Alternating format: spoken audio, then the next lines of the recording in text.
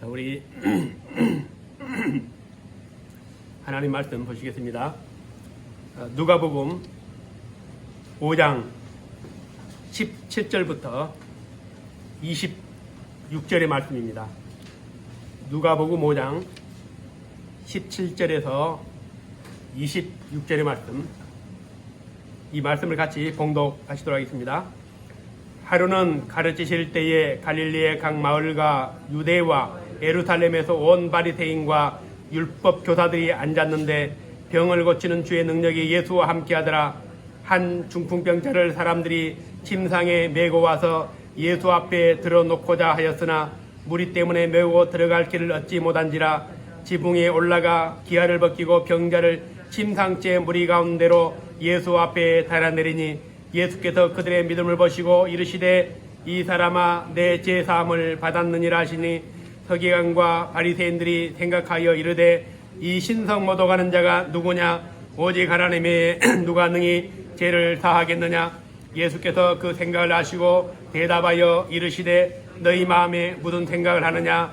내 죄사함을 받았느니라 하는 말과 일어나 걸어가라 하는 말이, 그러나 인자가 땅에서 죄를 사하는 곳에가 있는 줄을 너희로 알게 하리라 하시고 중풍병자에게 말씀하시되 내가 내게 이르노니 일어나 내 침상을 가지고 집으로 가라 하시매 그 사람이 그들 앞에서 곧 일어나 그 누웠던 것을 가지고 하나님께 영광을 돌리며 자기 집으로 돌아가니 모든 사람이 놀라 하나님께 영광을 돌리며 심히 두려워하여 이르되 오늘 우리가 놀라운 일을 보았다 하니라. 아멘.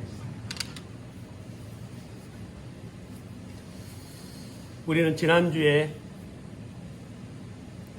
나병 환자를 치료하시는 그 예수님의 그 치유의 사건을 같이 묵상했습니다. 나병 환자는 당시로서는 종교적으로 굉장히 부정한 그런 사람으로 낙인이 찍혔습니다. 그래서 이 나병에 걸리면은 사람이 사는 진영 안으로 들어올 수가 없었습니다. 멀리 이 동굴에서 아니면은 사람과 격리되어서 생활해야만 했고 또 사람 가까이 접근할 수도 없었습니다. 그만큼 부정하게 여겼습니다. 그러나 그가 목숨을 걸고 예수님이 지나가시는 그 마을에 내려왔습니다. 그에게는 사회적으로 종교적으로 금기되어 있는 이 법이 중요하지 않았습니다. 왜냐하면 지금 예수님을 만나는 것만큼 그에게는 절박한 일이 없기 때문에 목숨을 걸고 예수님 앞에 나왔습니다. 어차피 돌에 맞아 죽으나 나병으로 그렇게 비참한 삶을 살다 죽으나 마찬가지이기 때문에 이런 절박함이 그로 하여금 목숨을 걸고 예수님 앞에 나오게 했고 그는 불치의 병으로부터 치유함을 받았습니다. 이런 감동적인 스토리는 자칫 이 주인공, 이 사람, 그 나병 환자가 특별했기 때문에 남다른 믿음을 가졌기 때문에 예수님을 만나려고 하는 그런 열정이 있었기 때문에 또 예수님을 감동시킬 만한 뭔가 있었기 때문에 이런 역사가 일어났다 이렇게 우리가 생각할 수도 있습니다.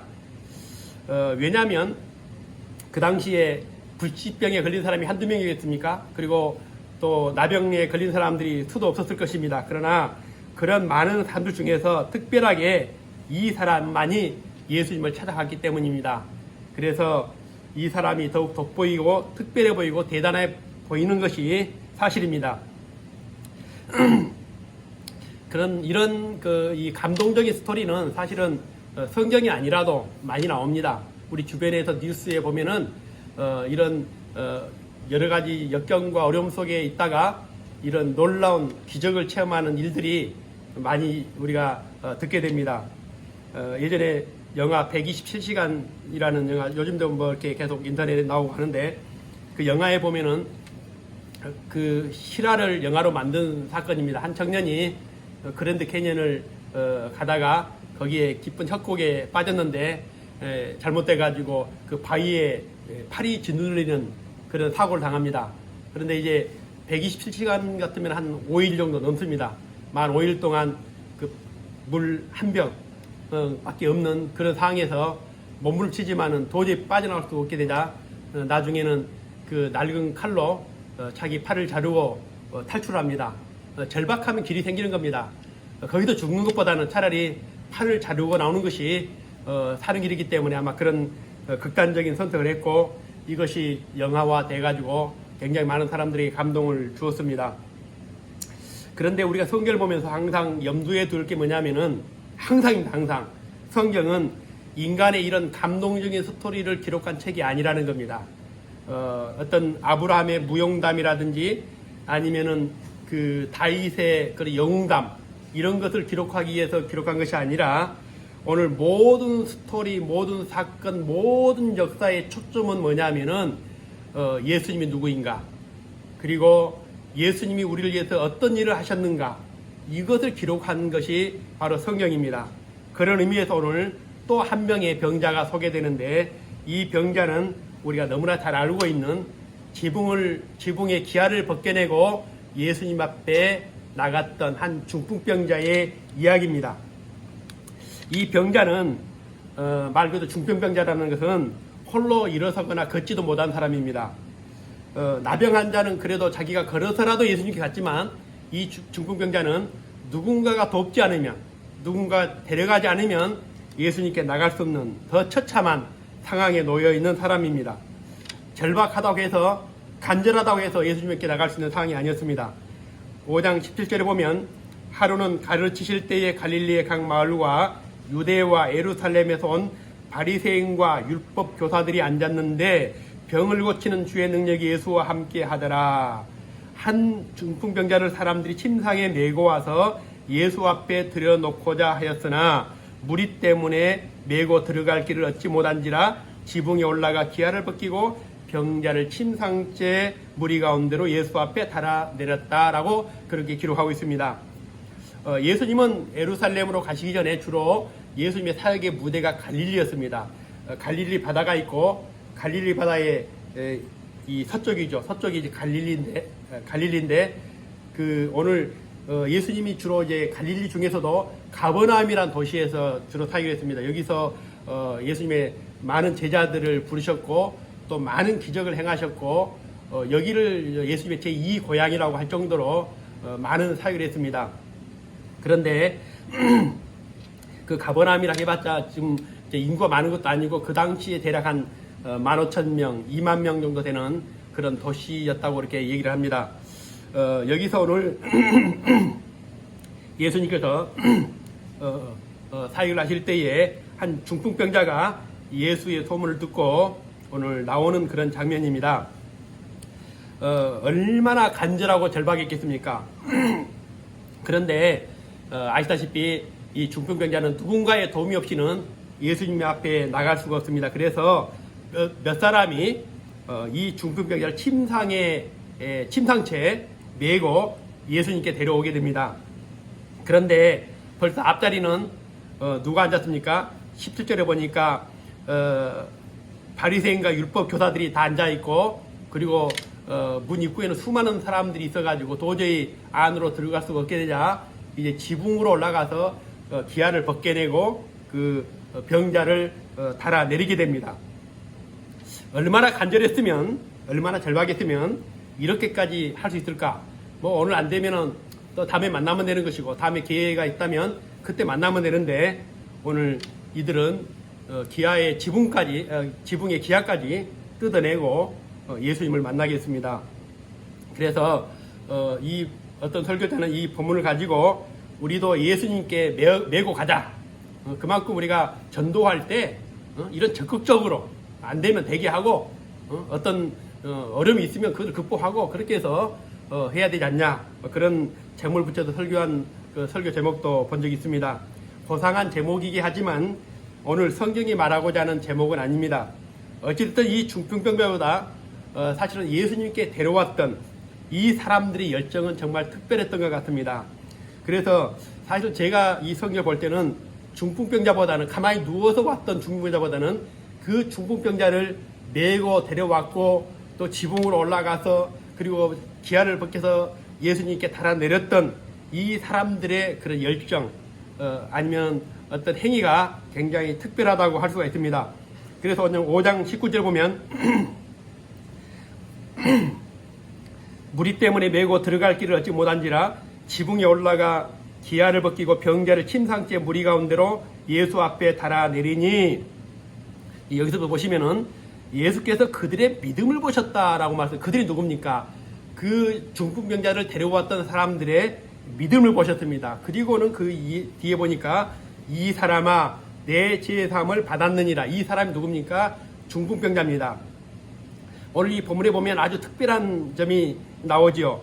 분명히 예수님께서는 중풍병자를 데려온 사람들의 믿음을 봤는데, 그 다음에는 침상에 누워있는 사람의 중풍병을 치료한 것이 아니라 그 사람을 향해서 내 제사함을 받았느니라, 이렇게 말씀합니다. 이게 우리 속담에 그런 게 있죠. 재주는 고민 없고 돈은 때놈이 본다고, 그런 말 있잖아요.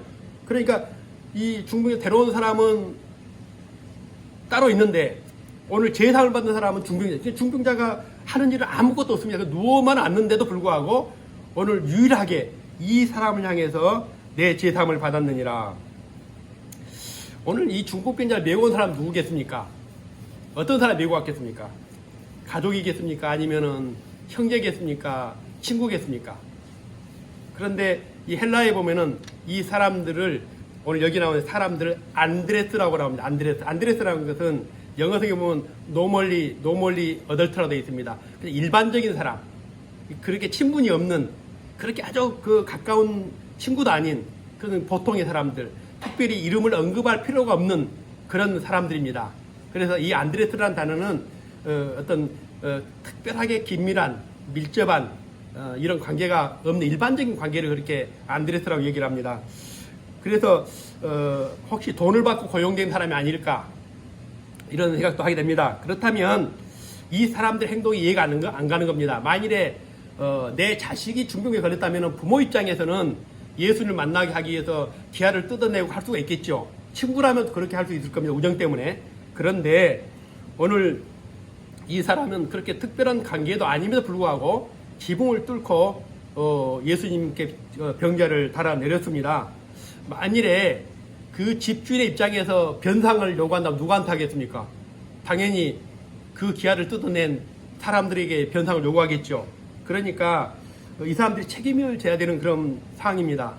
예전에 그 뉴스에 보니까 어떤 사람이 차 안에 잠이 들었어요. 근데 이제 차 안에서 이제 여름 같은데 잠을 자면은 그 차 안에 이제 산소가 점점 줄어들게 됩니다. 그래서 의식이 잃어버리고, 그러니까 보니까 사람이 의식을 잃어버린 거예요. 그래서 그 사람 구하기 위해서 차 유리창을 깨고 구해를 했어요. 그러니까 그나마 다행인 거 아닙니까? 그런데 이 차의 주인이 그 유리창을 깨고 자기를 구해준 사람을 상대로 소송을 했습니다. 차값 물어달라고.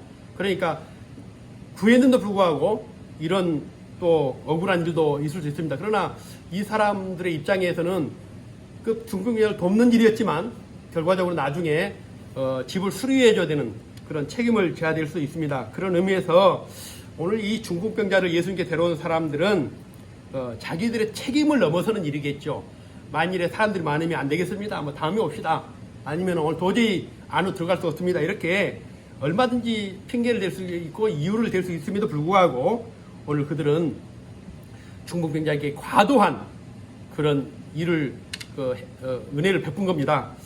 그렇다면 예수님께서 이왕 그들의 믿음을 보셨다면, 야, 내가 너희들에게 제사함을 주겠다는 그런 얼마든지 구원을 주실 수 있음에도 불구하고 왜 그들의 믿음을 보시고 중풍병자에게 제사함을 받게 했느냐, 이겁니다. 오늘 예수님께서 그 데려온 사람들의 믿음을 보셨다는 말씀 보면은 데려온 사람들의 믿음을 보셨다는 것을 보면은 이 사람들이 특별히 친분은 없다고 할지라도 굉장히 적극적으로 예수님 앞에 이 중풍병자 데려온 것 같아요. 왜냐하면은 이 중풍병자 집에만 있지 않습니까? 그러니까 물론 사람들을 통해서, 가족을 통해서 예수님의 소식을 들을 수도 있겠지만은 오늘 이 사람들에 의해서 예수님의 소식을 듣지 않았을까? 그리고 자, 우리가 데려갈 테니까 한번 가보자. 이렇게 죽을 수는 없지 않냐? 지난번에 보니까 나병 환자도 예수님이 살리시더라. 그러니까 우리 믿고 한번 가보자. 예수님이 분명히 치료하실 것이다. 이런 믿음을 가지고 중풍자를 데려갔기 때문에 예수님이 그들의 믿음을 보았다는 겁니다. 그러니까 이 사람들은 단순히 고용된 사람이 아니라 이 사람들 자체도 굉장히 예수님께 데려가면 나을 것이라는 그 확신이 있었기 때문에 데려갔고 예수님이 그들의 믿음을 보았습니다. 만약 그런 것이라면 이 중풍병자는 자신을 데려온 사람들을 위해서 무임승차한 것이죠. 그리고 예수님을 만나 큰 축복을 받게 된 사람입니다. 어떤 간절하거나 절박에서 나온 것도 아니고 어떤 믿음의 사람들에 의해서 오늘 예수님 앞에 나온 그런 상황이라고 우리는 알 수 있습니다. 오늘 이 문제가 이 본문 전체를 이해하는 데 굉장히 중요한 구절인데 어떤 사건에도 양면이 있습니다. 누구에 대해서 초점을 맞출 것인가. 오늘 중풍병자를 초점을 맞추게 되면 이 사람은 별게 한 게 없습니다. 사실은 너무만 있었기 때문에 뭐 간절한 것도 절박한 것도 없고 그냥 누군가 의해서 예수님에 나온 정도였고, 그리고 또 이 예수님 앞에 데려왔던 이 사람들의 입장에서 본다면 참 대단한 사람들이죠. 한 중풍병자를 메고 오는 것도 대단한 일이지만은 기아를 벗겨내고 예수님 앞에 나왔다는 그들의 행위는 정말로 대단한 것입니다. 그런데 오늘 우리는 그 하나님의 시각에서 보자는 겁니다. 그래야만 이 본문이 말하고자 하는 것을 우리가 알 수가 있습니다. 오늘 중풍병자와 예수님의 만남이 누군가의 매개체에 의해서 우연하게 일어난 사건이라고 여러분 생각하십니까? 그렇지 않습니다. 우연히 그 사람들을 만났고 가분한 도움을 받아가지고 여기까지 왔겠는가? 성경은 단호하게 아니라고 하는 겁니다. 중풍병자는 우연히 사람들의 도움을 받고 여기까지 오지 않았습니다. 하나님의 구원이라는 것은 그렇게 임하는 게 아닙니다. 하나님의 구원은 하나님의 계획이 있어야 되고 하나님의 섭리가 있어야 되고 하나님의 인도하심이 있어야만이 구원의 역사가 일어나는 것입니다. 이 중풍병자가 예수를 만난 것은 그 계획된 하나님의 구원의 시간, 구원의 때가 되었기 때문에 오늘 이 중풍병자가 예수님을 만날 수가 있었습니다. 그 시간과 때를 우리 카이로스라고 말합니다. 그런데 그가 누구의 도움으로 나왔든지 중요하지 않습니다. 어떤 사건에 의해서 우연한 어떤 기회에 나왔던 이건 중요하지 않습니다. 중요한 것은 오늘 이 사람에게, 이 중풍병자에게는 하나님의 구원의 때가 되었다는 것입니다. 전도자가 아주 사람을 설득을 잘하는 전도자가 기가 막히는 화술로 그 사람을 설득해가지고 교회에 나왔든지 아니면은 어떤 다른 이유 때문에 나왔는지 모르겠지만 그 사람이 교회에 나왔다는 것은 하나님의 구원의 때가, 구원의 시간이 그에게 됐기 때문에 그게 나왔다는 사실입니다. 그래서 우리는 전도자의 입장에서 본다면 전도자의 어떤 화술, 그 사람의 열정, 이것은 사람의 관점이죠. 그러나 사람의 관점에서 우리는 절대 이것을 볼 수가 없는 겁니다. 왜냐하면 하나님의 때가 되었기 때문에 전도자를 만났고 하나님의 때가 되었기 때문에 그 어눌한 몇 마디에, 설득력이 없는 그 몇 마디에도 우리는 감동을 받고 나오지 않습니까? 그건 하나님의 때가 되었기 때문입니다. 그래서 그 모든 배후에는 하나님이 있었다는 겁니다. 이 중풍병자 배후에는 이름도 모르는 낯선 사람들이 있는 것이 아니라 하나님이 계셨다는 것. 그래서 이게 바로 하나님의 구원 사건입니다. 자, 그런 의미에서 오늘 하나님께서 작정하고 계획한 일이 아니라면 어떻게 사람의 단순한 부탁을 받고 지붕을, 기아를 걷어내고 사람을 달아내릴 수 있겠습니까? 하나님께서 그 데려온 사람들의 마음을 감동시키고 그 마음을 주셨기 때문에 오늘 중풍병자를 예수님 앞에, 발 앞에 달아내리게 된 것입니다. 성경에서는 그래서 하나님의 부르심과 구원에는 후회가 없다는 것은 우리가 구원받는 일에 있어서 하나님께서는 어떤 장애물과 난간이 있다 할지라도 때가 되면 하나님은 반드시 우리를 불러내시고 또 우리를 인도하시고 우리에게 구원을 베푸신다는 겁니다. 그래서 한 사람이 구원을 받는 것만큼 위대한 사건은 없습니다. 그냥 우연히 일어난 거 아닙니다. 불교에서는 우연과 우연이 겹쳐서 어떤 일이 된다고 얘기하지만 이 성경에서는 하나님의 구원과 관련된 어떤 사건이든지 절대 우연이 없습니다. 철저하게 창세전부터 이 세상이 만들어지기 전부터 하나님께서 우리를 구원하시는 작정과 계획을 세우시고 때가 돼서 우리를 불러주신 것입니다. 그래서 모든 우주와 역사와 이 사건들이 나를 중심으로 움직이는 겁니다. 나 하나 때문에 모든 것들을 있게 만드시고 나 하나 때문에 모든 것을 움직이시고 때를 맞추시는 것이죠. 그래서 우리가 자력으로는 도저히 나올 수가 없지만은 하나님께서는 온갖 하나님의 방법으로 누구를 만나게 했든지 또 어떤 사건을 만나게 했든지 내가 고난에 처했든지 이런 여러 가지 방법을 통해서 하나님은 나를 여기까지 인도해 주셨습니다. 여기에 지금 여러분들 같이 예배를 드리지만은 여기 한 사람 한 사람 다 우리가 하나님을 만난 사건들이 다 다를 겁니다. 모든 사람들. 여러분들에게도 오늘 중풍빈자 같은 그 사건이 있었기 때문에 오늘 이 자리에 나와 있는 겁니다. 어떤 사람은 친구를 만나러 교회 갔다가 친구는 교회에 그만 다니는 그 친구는 친구 때문에 간 친구는 계속해서 예수를 만나고 구원받는 사람도 있지 않습니까?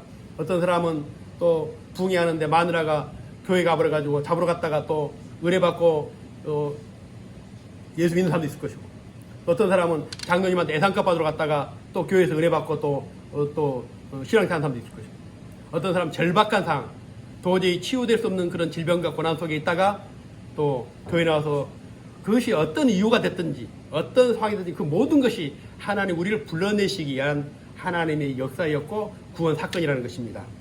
그래서 우리는 이 구원의 모든 배후에는 하나님이 계셨고 하나님의 때가 있었다는 사실입니다. 그가 예수님을 찾아간 것처럼 보이지만 사실은 예수님이 그에게 다가오신 겁니다. 예수님이 그를 기다렸고 예수님이 그를 만나 주신 겁니다. 그래서 구원이라는 것은 때로는 그렇게 찾아오는 것입니다. 말이 안 되게 찾아오는 것이죠. 말이 됩니까?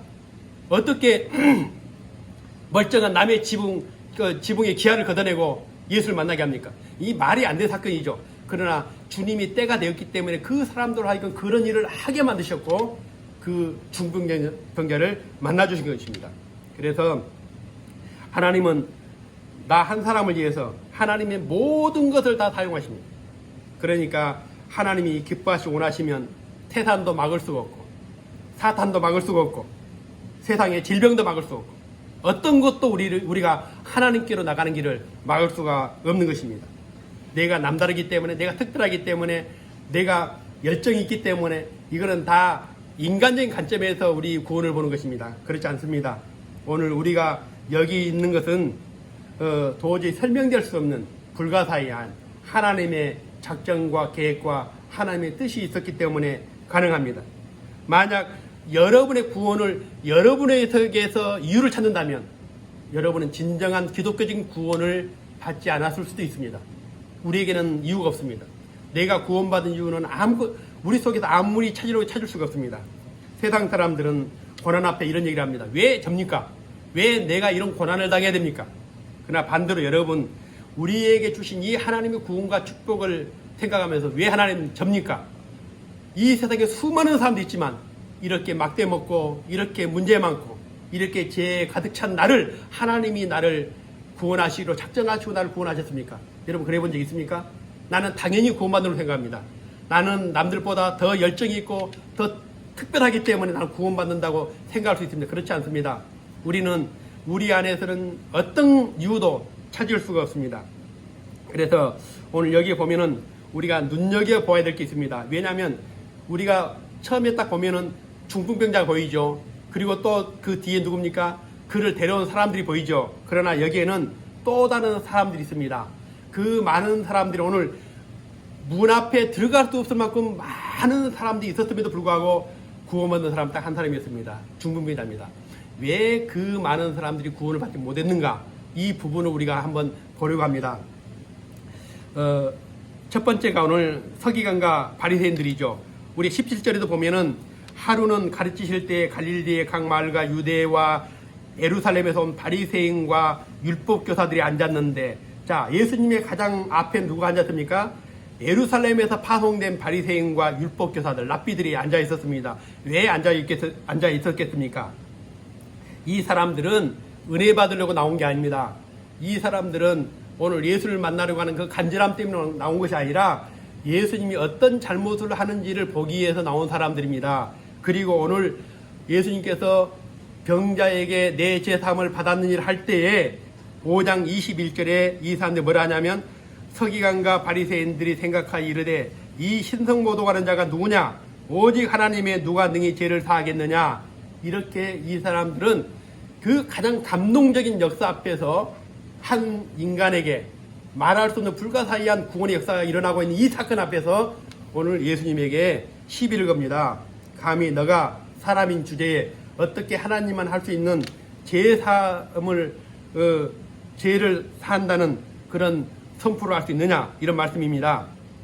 그런데 이 중풍병자를 치료하기 바로 이전에 요한복음 5장에 보면은 안식일 문제로 서로 충돌합니다. 충돌하는데 안식일에 예수님께서 병자를 치료했다는 이유 때문에 그때부터 이제 예수님을 죽이려고 이 사람들이 본격적으로 예수님을 작정하고 관찰합니다. 그래서 오늘 예루살렘에서까지 나와가지고 지금 맨 앞자리에 앉아가지고 찾아오고 앉아 있는데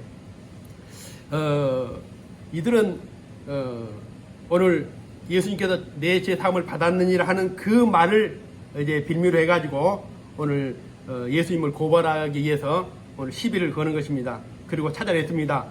어떻게 너가 사람인 주제에 하나님만 할 수 있는 죄 사한다는 선포를 할 수 있느냐 그런 말씀입니다. 예수님께서 그들의 그런 반론에 대해서 이렇게 묻습니다. 5장 23절에 내 죄사함을 받았느니라 하는 말과 일어나 걸어가라는 말이 어느 것이 쉽겠느냐? 어떤 게 쉽겠습니까? 죄사함을 받았느니라 하는 말과 병자에게 중요히 일어나 걸어가라 하는 말 중에 어떤 게 쉽겠습니까? 당연히 죄사함을 받으라는 게 쉽죠. 표시가 안 나니까. 그러나 중병자에게 일어나 걸어가라 하면 일어나야 되지 않습니까? 이거 말로 되는 게 아니죠. 근데 예수님께서는 어떤 걸 했습니까? 죄사함을 받았느니라 그 선포를 했지 않습니까? 그러니까 당연히 말로 하는 건 쉽겠죠.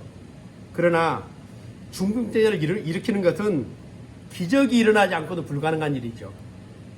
그래 묻는 겁니다. 너희 생각에는 어느 것이 쉽겠느냐? 그러면서 예수님께서 이제 중풍병자에게 이렇게 말합니다.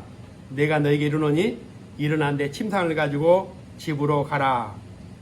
그랬더니 이 중풍병자 자리를 털고 일어나서 자기가 누웠던 침상을 가지고 하나님께 영광을 돌리면서 돌아가게 됩니다. 그리고는 이 서기관과 바리새인들에 대해서는 언급이 없습니다.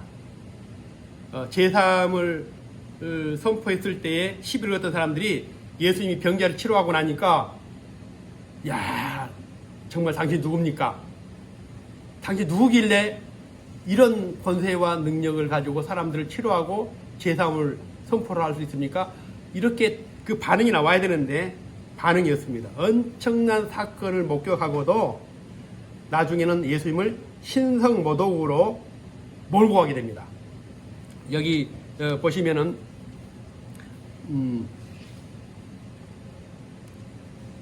21절에 서기관과 바리새인들이 생각하여 이르되 이 신성모독하는 자가 누구냐 이렇게 예수님을 신성모독하면서 예수님의 죄를 책을 잡게 됩니다. 그러니까 그 똑같은 현장에 똑같은 그 역사를 보았지만 서기관과 바리새인들 이 랍비들의 관점에서는 철저하게 예수님을 믿음의 존재로 보는 것이 아니라 예수님을 하나의 어떤 자기 율법의 가치로 봤을 때에 수많은 허물과 잘못된 것들을 밝혀내고 또 찾아내게 됩니다. 그리고 이제 두 번째 모인 사람들이죠. 이제 두 번째는 뭐냐면은 거기에 모인 사람들입니다. 26절에 한번 보시면은 모든 사람들이 놀라 하나님께 영광을 돌리며 심히 두려워하여 이르되 오늘 우리가 놀란 일을 보았다. 이걸 보시면 어떤 생각이 듭니까? 이 사람들이 굉장히 감동을 받은 것 같죠. 여기 모인 사람들은 지금 예수님이 제사함을 받았느니라 한 것에 대해서는 그게 크게 못 느꼈지만 지금 눈앞에서 병자가 일어난 걸 보면서 오늘 굉장히 놀라움을 충격을 받았습니다. 그래서 26절에 보면은 놀랍다는 이 말이 두 번 나옵니다. 첫 번째는 모든 사람들이 놀랐다는 것이고 두 번째는 돌아가면서 우리가 놀란 일을 보았다라고 하는 것입니다. 그러니까 처음에 놀랐다는 것은 내면적으로 놀랐던 놀라움이고 두 번째는 그 놀라움을 표현했다는 것이죠. 자, 그런데 첫 번째 놀라다 이 말은 우리가 많이 들었던 단어입니다. 헬라어로 엑스타시스라는 단어입니다. 다시 말하면 항울경이죠. 마약이나 어떤 약물에 중독에 의하면은 사람의 어떤 정신이 엑스라는 말이 뭐냐면은 뭔가 나가다는 겁니다.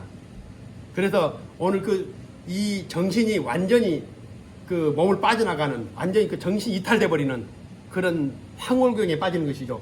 오늘 이 예수님께서 중풍병자를 치료하시는 이 사건을 보면서 이 사람들이 엑스타시스를 느낀 겁니다. 그런 놀람. 그래서 그만큼 충격적인 일이었습니다. 그러지 않겠습니까?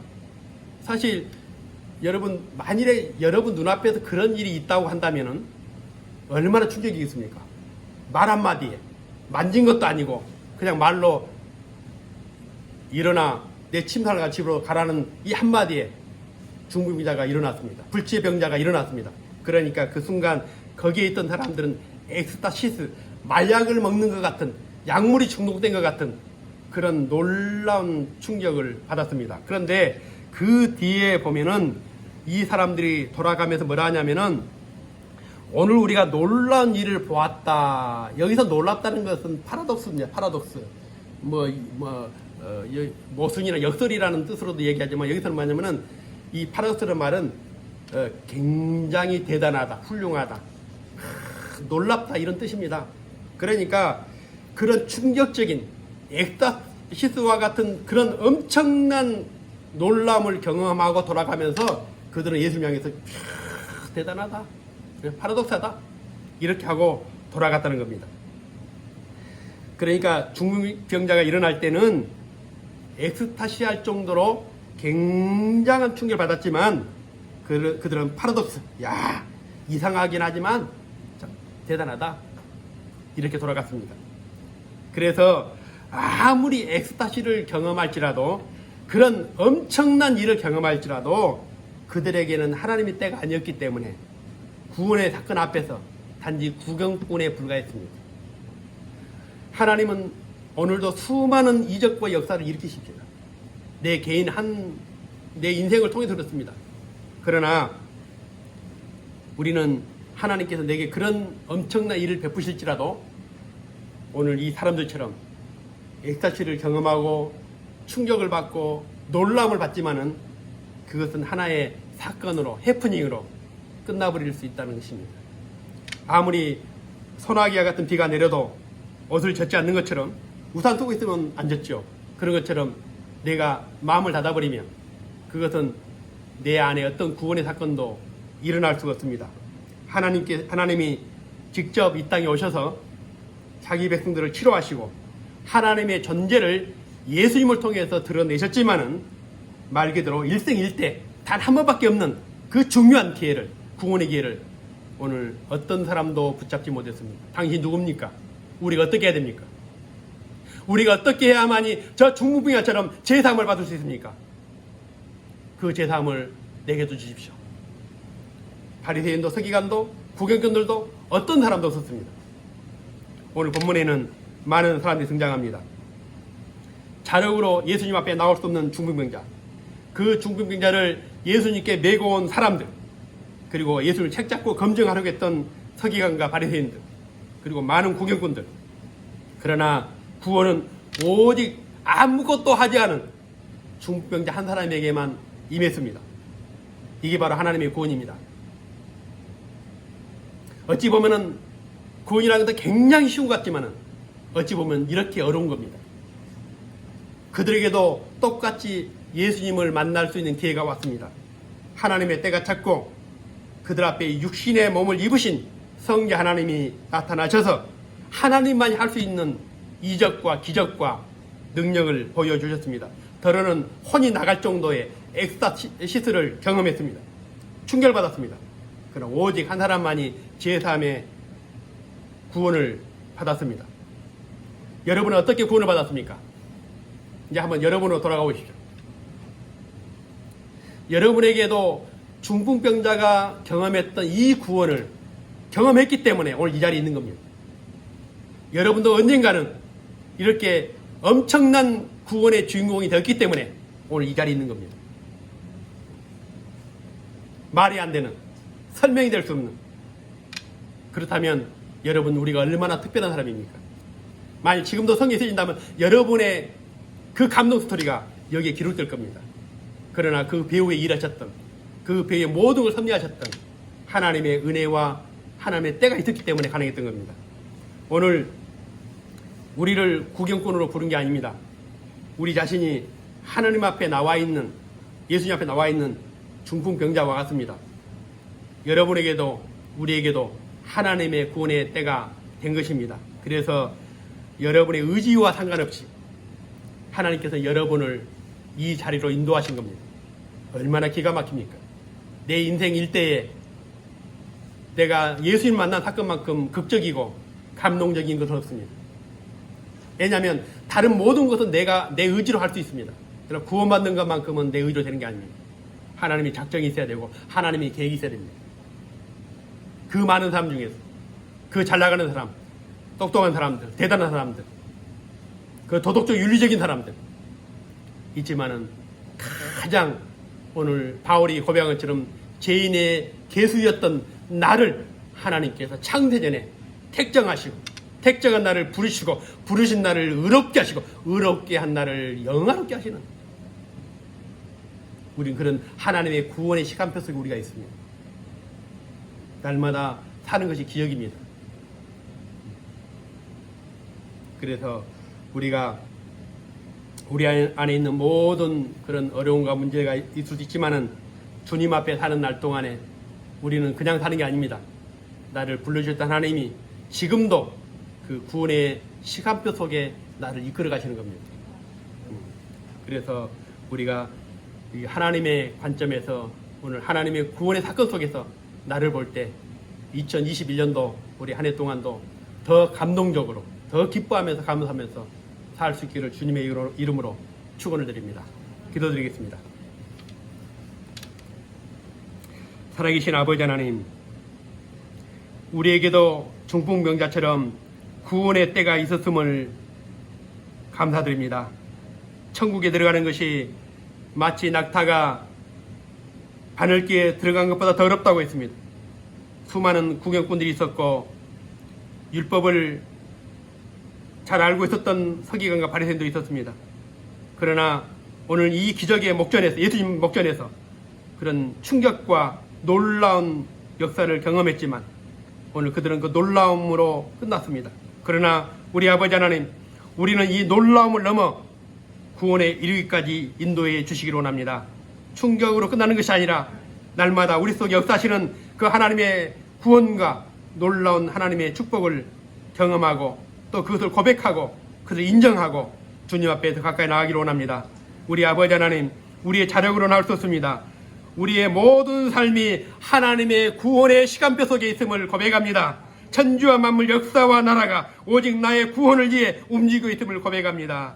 우리는 그렇게 특별한 존재입니다. 그래서 오늘 우리가 하나님 앞에 있게 되었습니다. 중풍병자처럼 구원의 중공이 되었습니다. 이제 아버지 하나님, 2021년 한 해 동안도 우리가 많은 어려움과 힘든 일들이 있을지 모르겠지만은 그럼에도 불구하고 나를 끝까지 붙드시고 인도하시는 하나님의 구원 사건 속에서 아버지 하나님 바라볼 수 있게 도와주옵소서. 그래서 날마다 주님 앞에 영광 돌리고 더 하나님의 큰 아버지 하나님 존귀함을 주님 앞에 드릴 수 있도록 인도하여 주옵소서. 오늘도 모든 성도들에게 은혜를 더해 주시고 있는 처소에서 오늘 하나님의 구원을 경험할 수 있도록 축복하여 주시옵소서. 예수님 이름으로 감사하며 기도드리옵나이다. 아멘.